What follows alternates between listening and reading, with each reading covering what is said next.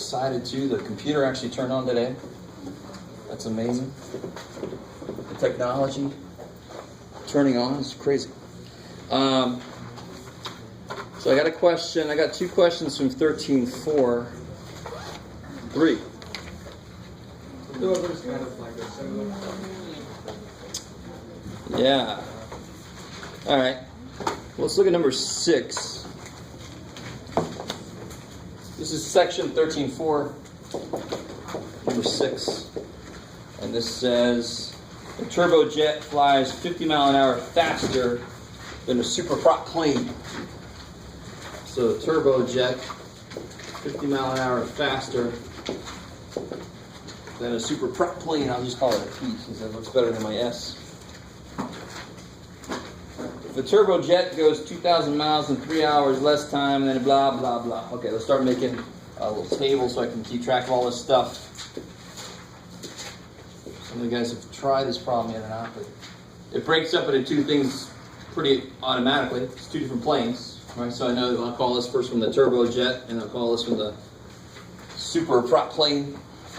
I don't know shit about what that means. So I know that the turbojet flies 50 mile an hour faster. I know a turbojet goes 2,000 miles in 3 hours less time than the superprop to go 28. So turbo goes, where'd you go? 2,000 miles. So see how I'm kind of wading through all the stuff they tell me. I'm going to pick out the stuff I know for sure first. And the prop goes 2,800 miles. And it tells me, let's see, where'd you go again? There you go. Maybe P minus D plus that. Yeah, so there's two different ways I can approach this. I could either call my variable the speed, or I can call my variable the time. And what are they actually asking me for? Find the speed of each plane. So it actually makes a little more sense to call the speed, give it a variable name. I really want you to understand it. If I call, who's faster, the turbo or the... Turbo. It's probably why it's called that, right? Makes sense. So who am I going to call just X for the speed? Line. Yeah, because then the turbo goes 50 mile an hour faster, so this would be... X plus. Now, if the question was, how much time does it take, blah, blah, then I can call one of these X. And then the other one would be, what do they say? 3 hours less time than it takes. You guys understand? So you could actually do it either way. So why did I do it the way I did? Because the question is actually about speed. So it makes sense to call that the variable. So we don't have more shit to do at the end. Now, where does this come in then? It took 3 hours less time for the turbo. Yeah, turbo takes 3 hours less time than the superprop. Turbo, 3 hours less time than the superprop. Where's that going to come into play? Do I use that here somehow, or what do I do in here? At the end. That's going to set up my equation. I've already got 4 boxes filled in. The last 2 I fill in how? 2,000 over X plus. Yeah, we've done this enough, hopefully. So the time is distance divided by rate. So 2,000 over X plus 50. 2,800 over X.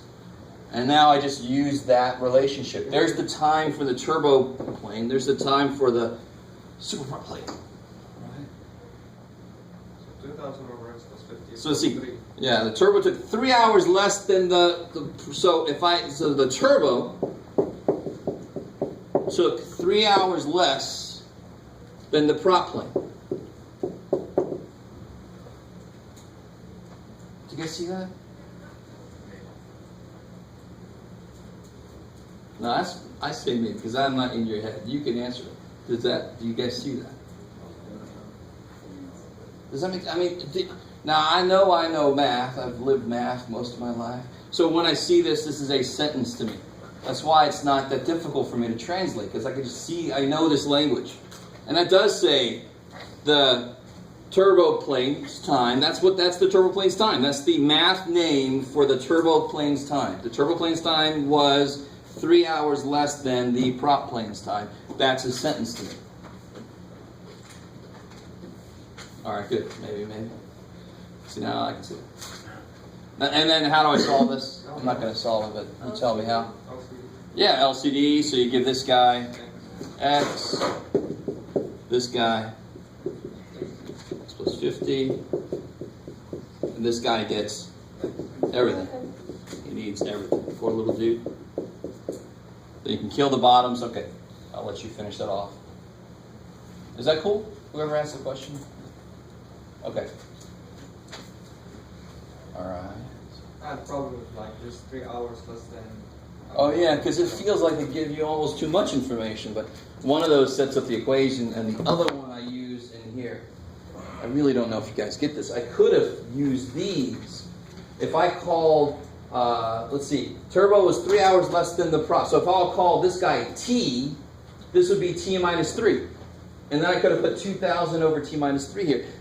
The math doesn't care how you use the relationships, just all the relationships gets used, and that's what gets me the answer at the end. So that's why you can do it both ways. All right, and sometimes it's bad when there's more than one way to do things. Sometimes as a math student, you're like, just give me one way. Damn.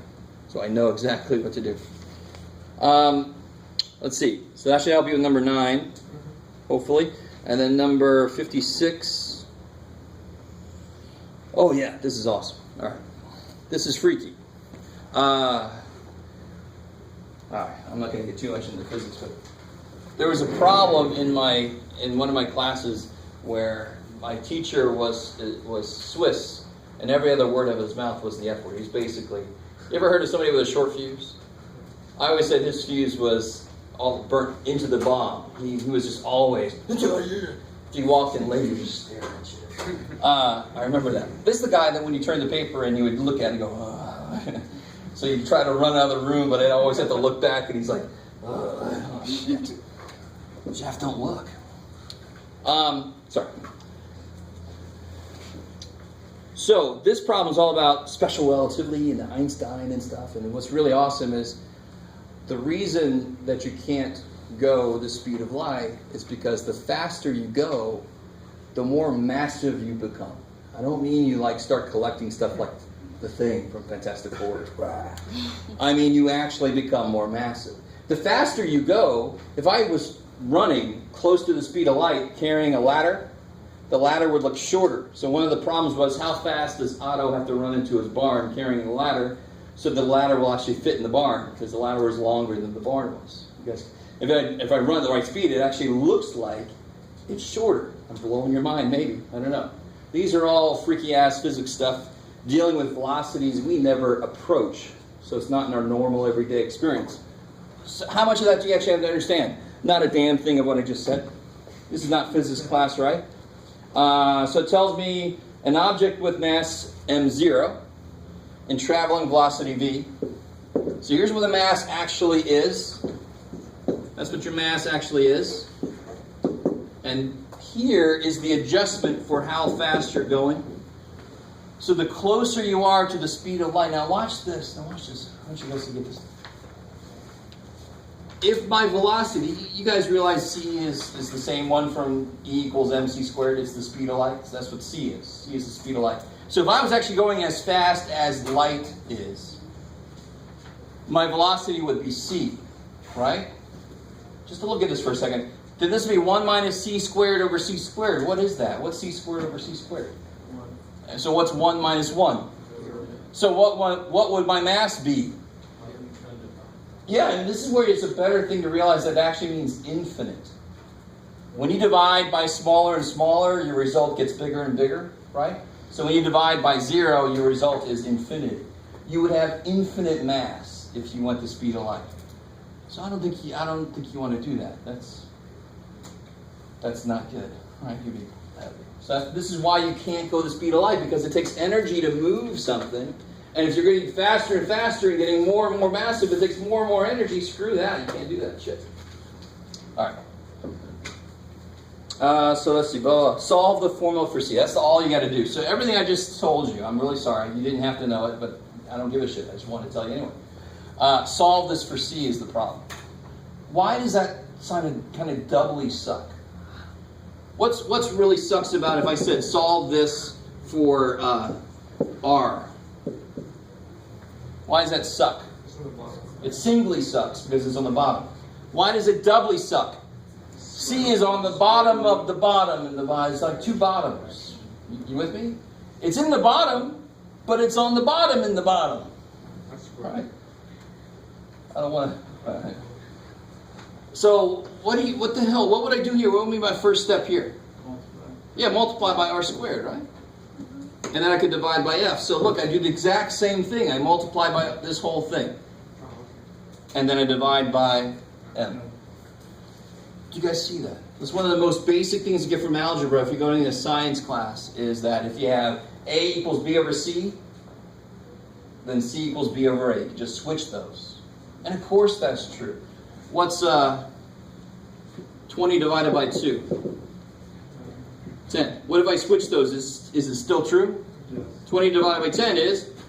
Holy shit. Alright, so I can just switch these. That's just a fact of math. So I get square root 1 minus v squared over c squared equals m naught over m. Can I kill these? No, one's m naught, the other one's m. And I say that, I want to make sure you guys know that's how you say this. M naught. It almost sounds like some M. Night's cousin, M. Naught Shibboleth. No? Alright. I like that. Made that up for the spot, man. Alright. So how do I... Now, C still is on the bottom, but now you realize it triply sucks. Not only was it on the bottom of the bottom, but it's also under square root. Well, that we can take care of. I'm not going to do much more of this problem. Yeah, square both sides. Then eventually I'm going to have to... And then eventually I'm going to have to... Square root. Yeah. So that's far enough, I think. You guys keep going. So that, again, anything that comes after synthesis is going to be just a little bit harder than normal. The only reason this is harder is because you actually have to go a little further than you normally have to. Oh well. So for the m naught, if it's squared, how is that going to work? It's just be m naught squared. Yeah. Now I'm never going to be able to hear m naught without thinking about my stupid joke. Right? It's apparently stupid because not a damn person will laugh at it. But I like it. I laugh at it, so it's fun. I like that joke. M naught. M not good no more. That's good. Oh, sorry. Don't know if you guys are how you feel about. All right. Any more from 13.4? That's the last one I have up here. Anything else from section 13.4? From anyone who's managed to do homework from 13.4? 13.5 was extra credit, in case you didn't know. 13.6, I got one question.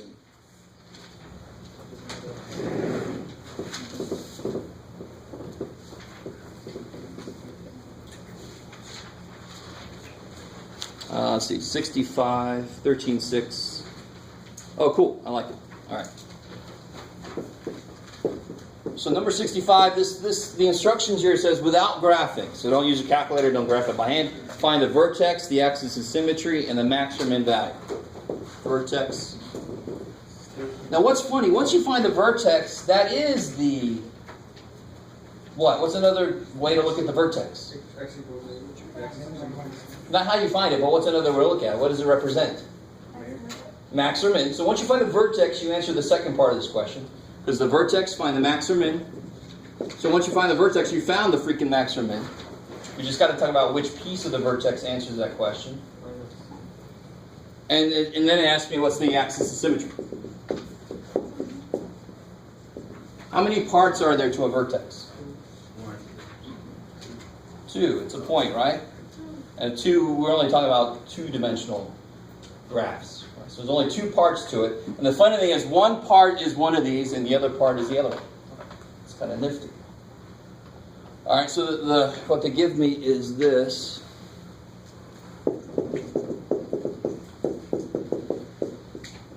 If you're sitting next to your friend and they started to multiply this out, would you have any advice for that person? Yeah.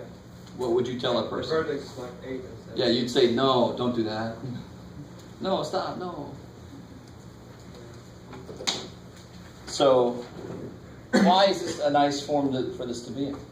What can you see from this? Yeah, you can see the vertex, right? This is related to y equals mx plus b. They're not the same thing, but they're the same idea. If I put it in a certain form, certain things jump out at me about it. So what's the vertex going to be? Yeah, it's going to be 8, 7. So does this have a damn thing to do with the vertex? No. What it tells me, though, is that vertex a position of max or min? Right? Now, let me ask you this. You're not supposed to graph that. So I'm not going to graph that. But if I did have a graph of something, I don't know what this is. Graph of profit or whatever. Let's make it better for profit. Really makes sense. So X would represent the number of things I have to make and sell. Like my little kid with a lemonade stand, right? How many cups of lemonade they have to make and sell. And what would this probably represent? Profit. So when they asked me to find, in fact, exactly how to say it. Good. Max or min value, that's going to be the output. The profit would be the output, right? The input here would be where that occurs. Yeah, the axis of symmetry is that x value is a line, x equals blah. So that's what I meant by, once you find the vertex, there's two parts. The max or min value is the y piece. Is it max or min? This opens up, therefore this is minimum, right? It's going to be a lowest point. So the minimum is going to be what? 7. That's the min value. That's the minimum value. Because it starts at the 0.87, so the lowest value it gets is 7. And it's going to go up from there, right? It opens up. And what's the axis of symmetry? Yeah, x equals 8. Be very careful. If you just say 8, I'm going to have a problem with that. 8's a number. How could it be an axis? To be an axis, you've got to be a line. There's the line. All right. I know I'm picky, but this is math. Yep. Does that make sense? I mean, when you start to really analyze maxes and mins, it becomes important how you discuss it. You say, where does something occur? That's the x value. What is the value we're talking about? That's the y. That's the output. Where does something happen? What happens there? Right? X, y. Okay. Anything else from 13? I think somebody said, oh, what would the range be? Let's see if you guys can get this. Two levels to this. What letter does the range refer to? We figured this out yesterday. I thought we figured it out yesterday. X is related to the domain, because the domain is everything I'm allowed to input. The range is everything that actually outputs, right? So the range is the y values. What's the lowest? It's a minimum I found. What's the lowest y value? 7. 7. And what's it do after that? So how would I write the range then? 7 included. Good. 7 included to infinity. If this opened down, it would have been negative infinity up to 7. It's that simple. Once you know the vertex, you know a lot of shit. I can ask you a lot of questions. They're actually just other words for the parts of them. So since this is a min, this is actually going to be the starting point of the range. If it was a max, it would be the ending point. The range would go from negative infinity up to it, right? So don't make too big of a deal out of this range thing. Can you find the vertex? Do we have an easy way to always find the vertex, even if they're ugly numbers? Yes. What is it? Negative b over 2a. I don't have to use complete the square unless somebody or the book asks you to, right? So I can always find the vertex relatively easily, so I can always find the range relatively easily.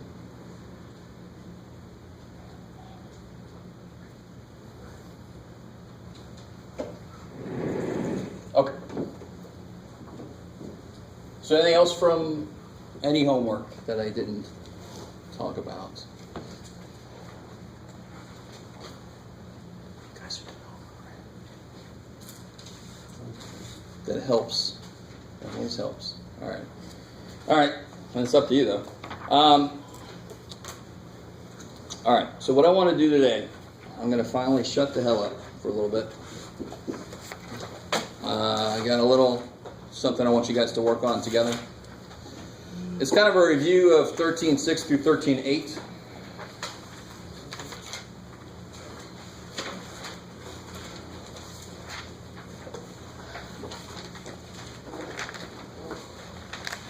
So you can work with other people near you. or not?